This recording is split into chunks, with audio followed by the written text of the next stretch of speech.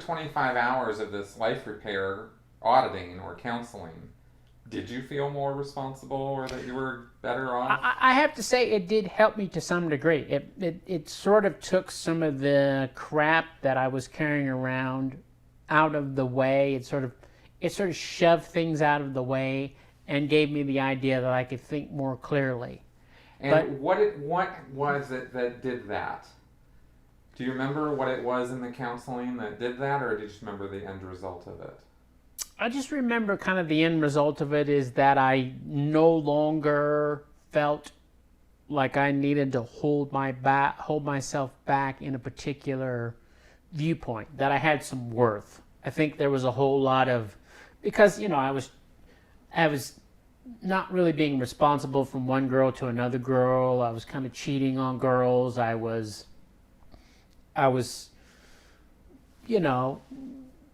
people asked me what my goals were, and I party. I was going to house parties where there were girls that were much younger than me. I never did anything that was illegal, but I was just like, I was kind of a dog, and I was just sort of, again, a lot of it, you have to understand, I was born into a Christian family. Sure. And my dad's a Presbyterian minister, and I went to church from the time that I was a zygote to basically when I left for the military.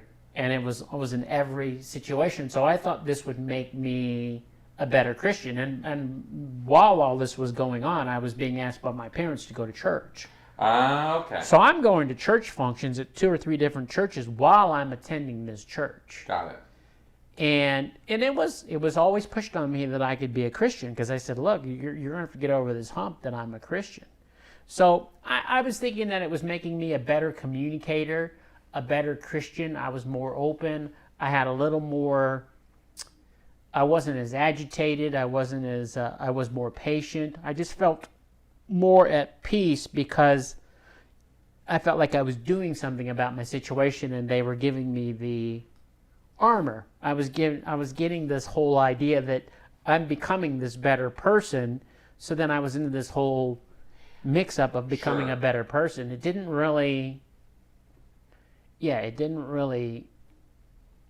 really wasn't anything that was of some masterful, huge realization during the life repair. I never felt like my life was repaired. I just felt like I feel better about who I am. And did you see any kind of tangible result in that feeling in your life? The only thing I could think of is that I was a better communicator. It didn't handle me on the fact that I wanted to get married or stay with the same girl. It didn't help me in terms of I felt a lot more educated. I just felt that I had an avenue that I could become a better person. Okay. But I didn't feel like it changed me into a better person after 25 hours. Matter of fact, I remember the first 2 hours were just what they call clearing commands. And I'm thinking, we can't do that while we're not in here? In other You're words, charging me for this? Right, clearing commands being that they are going over the definitions of all Right. the words. And then I'm like, of all the commands. you're wasting my time here. Right. I was pissed. So then I would have to get handled for that. Right. Yeah. So, I mean, I remember being at the end of it, and I would have to get these examinations. And I wondered one time what it would be like. And I should have remembered this in my later Scientology, but I remember what it would be like if I just made that thing not do what it's supposed to do. Now, what do you mean by that? Well, at the end of each session, yeah, you go to the examination room. It's usually like a little small cubicle. Yeah. You sit in there and you hold the cans from the e-meter, and you say, they look at you, they don't talk to you, you don't say anything, and then they tell you if the needle on the e-meter is floating back and forth, meaning you're no longer upset. You've been handled on some particular thing that came up during your auditing session. And this person who's doing this examination is somebody different Absolutely. than your auditor. Absolutely. Yeah. Okay. Good. So you go and get this examination. So I'm like very close to the end of the life repair. I think I've got a couple of hours, and I'm like bored. I'm kind of bored. I'm kind of like, I keep hearing of all these wonderful things that are up and above life repair. Like you get up on the actual training and auditing side of this thing called the Bridge to Total Freedom. Uh-huh. So I have my eye on that. So they've already been talking to you about this. Daily. Daily. Oh, okay. So we hadn't really mentioned that. Okay, I'm sorry, daily, yes. So you're going to course, and then you're getting life repair. Oh, yeah. And they're telling you all about... They're already asking me for more money. Oh, they are? Yeah, to do more auditing, higher level auditing, because this auditing just sets you up to be able to have all these wonderful things. I see. Yeah, I didn't know it, then, but looking at it now, I see the game of it. Yeah. So... I kind of lost track here. No, it's all good. So you went. But I was going to ask. I just detracted from your examiner story. So you wanted. Oh to know yeah. So I go what to happens. I go to the examiner. I want to know what happens if this chick doesn't say my needle's floating. I'm bored. I'm like, it's a Sunday afternoon. It's like 4:30. So I just go in there and I go. I think of the horriblest shit, like kids being killed, all kinds of crap, just to see what it does, because I'm bored. And all of a sudden her eyes get like really, really big, and there's all these, she asked me to set down the cans, and she's running around, all these people are running around, and I'm like, what the hell's going on? I just want to go home. It's 4:30, I got to drive for 45 minutes back to Illinois, the Illinois side, and she goes, your needle didn't float, you're red tagged. I'm like, what the hell does that mean? That means, well, if you had something happen in your session that isn't cleared up, you have to go back in session. And I'm like, well, I don't want to do that. I want to go home. So I go back in session. That's what you get for thinking about dead babies at the examiner. I was just like trying to think of anything that would do it, just because I was bored. And so they take me back in, and we run over some crap that had nothing to do with it. And then I go back and I think these pleasant thoughts. Everything floats, and I'm like home by 6:30. I just purposely wanted to see. I wanted to see if that thing would. I wanted to see what it would do. Yeah. And I should have remembered that, but I kind of felt bad. Here again, I have this Christian upbringing. Do unto others. I mean that we could do a show on my Christian upbringing, but Sure. but the whole thing is, that's what it was. So I felt bad, and I went in session and I thought of pleasant thoughts, but it was like I really should have understood that thing could be manipulated. Right. I mean, I did it really. I mean, I was in Scientology maybe 2 months, and I did that just to see if it would do it. Right. Yeah. I had no idea it would do it. Right. And of course, the whole reason for that had nothing to do with your auditing session. No, I just want to see if it would do it. In fact, you were bored and you just wanted to see what happened. Towards the end of life repair, I was like very bored. Okay. Like the last 5 or 6 hours of it was like, okay, whatever. This is doing me no good. I don't really want to be here. I want to go to the higher stuff where I was told I'd get all this cool stuff. I mean, at that point, I'm after... the bigger stuff. Yeah, I already know about clear at that point. Now, what was it that made you think that what they were telling you was true? I mean, the gains you'd had so far were relatively minor. Minuscule, yeah, right, really. Very small. You were bored out of your mind, in fact, for the last few hours of this thing you borrowed all this money to do. I was very bored. So why did you think that they had these super duper answers and abilities to give you if you paid more money? What was it that led you down that I don't know. path? It was strange. It was very incremental. Uh-huh. It was very, very, very slow level of what I would really refer to as indoctrination. It really would. It was more, not even that I'm trying to be wise here. It's more that it was like, I thought I just had to fake it or get through this early level bullshit to go clear. Okay. I wanted to be clear. I wanted to be a person who no longer had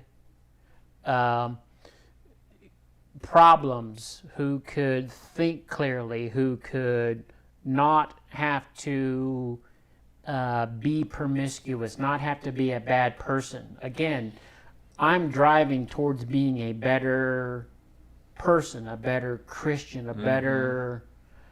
And Christianity wasn't necessarily getting me there. Right. No matter if it was beaten into me by Baptist ministers, whatever, I just thought this was an avenue to become a better person.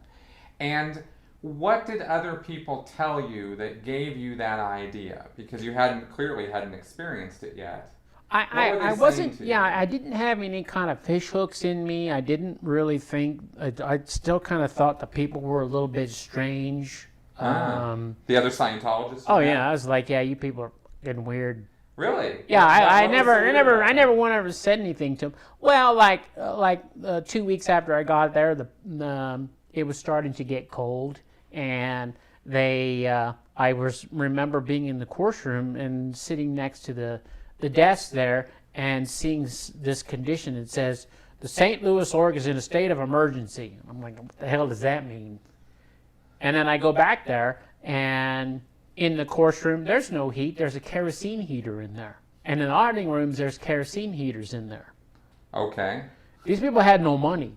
So I'm thinking, if this is helping all of mankind, why don't you have any money? And all of the staff kind of seemed a little strange to me, or it just wasn't like what I was used to in a corporate office, sort of, even a Christian setting of everybody wearing their Sunday best to go to church. So I was like, I never really caught on to it, but I guess what was being told to me was like clear is where I needed to be. It's like, yeah, I'm bored, or I'm getting through this earlier stuff because I want to achieve. It was all steered back around to my ruin of being a better person, a better Christian, someone who can understand people more, someone who didn't get pissed and break things. I did have some anger issues, and it was like I felt calmer. So I thought, okay, well maybe this is where you're on the bottom track, and you're going to go a little higher up the level of where you need to be. And I kept being pushed on this clear thing. Mm-hmm. Was there anybody you met, you were thinking some of these guys were pretty weird and the whole thing was kind of like there's no money here and this kind of thing. Was there anybody who personified or looked like they had something you wanted? Oh yeah, there was a really, really, really nice lady, and I'll say her name. Mm-hmm. Her name was Carla Gindella. Mm-hmm. She was very well dressed. She was pretty. She communicated properly. She answered all my questions, because one of my first questions was, I think you're fucking weird. You're staring at me. Stop fucking staring at me. Because I was like really in people's faces. You just said that. If you knew me when I was younger, yeah, you would understand. I didn't really have too much trouble. I'm a little more backed off on people now because I kind of probably hurt too many people, but I just said, you're like fucking weird staring at me, stop it. And she said, well, look, it's not what it is, it's the drills we do here. You're just not used to someone looking at you and confronting you. You need a high level of confront when you're being talked to. It was all about sort of building me up. And I thought, her and her husband, they were like pretty normal people. They were kind of people like I would meet at my own church. She was Division 6, and I think he was some type of qualification division, and those two I really, really liked. The course supervisors, I thought they were a little strange. Some of the other staff members, one of them had taken off when I was there. He blew. I remember this big thing was being talked about. He blew. I'm like... Meaning he had left without he left without announcement. He just took off. He bailed. Yeah.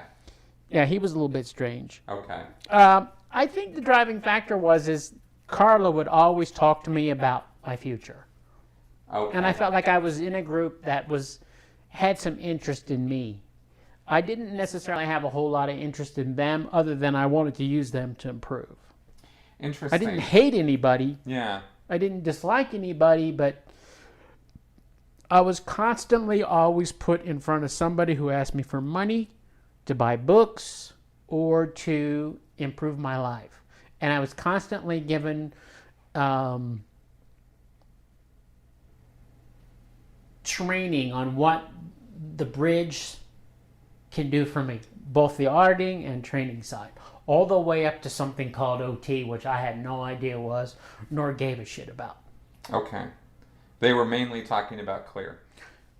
Daily. Clear. Daily. Okay. Trying to get me to read the Dianetics book, trying to get me to understand, because I wasn't the easiest person to get along with, and I felt like, okay, well, these people, at least they have enough chutzpah to tell me what to do, because I wasn't really going to be told what to do. So I kind of gained a little bit of reality with them. I gained a little bit of care for them, because they actually had enough ballsack to tell me what to do.